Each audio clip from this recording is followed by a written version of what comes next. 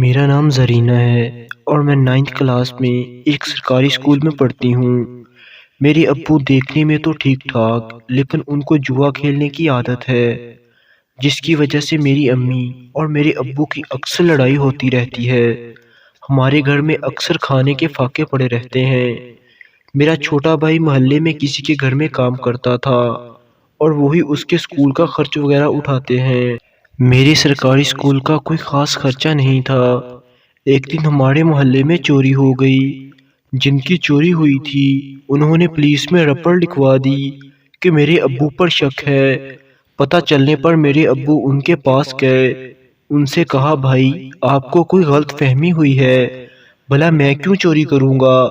وہ بولے سارے چور ایسے ہی کہتے ہیں، محلے میں صرف تم ہی مشکوک آدمی ہو، بتاؤ کدھر کیا ہے ہمارا سامان، ورنہ پولیس تم سے خود پوچھ لے گی کہ تم وہ سامان کس کو جوئے میں ہار کر آئے ہو۔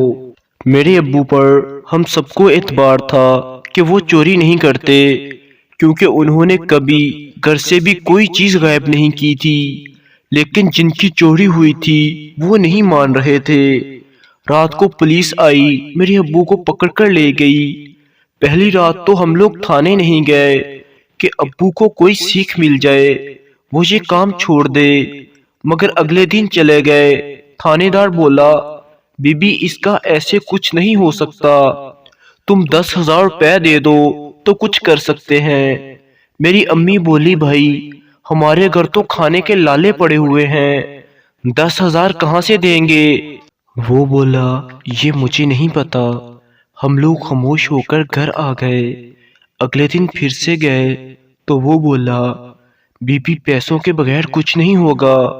میری ماں بولی قسم لے لو مجھ سے، ہمارے پاس پیسے نہیں ہیں۔ اس تھانے دار نے ایک شیطانی نظر میرے اوپر ڈالی اور بولا تمہاری بیٹی بھی تو پیسے ہی ہیں، یہ دے دو۔ میری ماں بولی کیا مطلب؟ وہ بولا بی بی تو بچی تو ہے نہیں، جا گھر جا کر سوچ کر بتا مجھے، یہ لو میرا نمبر لے جاؤ۔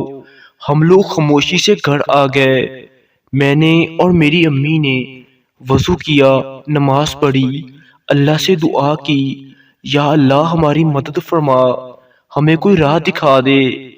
اس کے کچھ دیر بعد ہی وہ تھانے دار اپنے کچھ آدمیوں کو لے کر ہمارے گھر آ گیا اور تلاشی لینے لگا۔ جب کچھ نہ ملا تو بولا بی بی کیا سوچا پھر اس بارے میں؟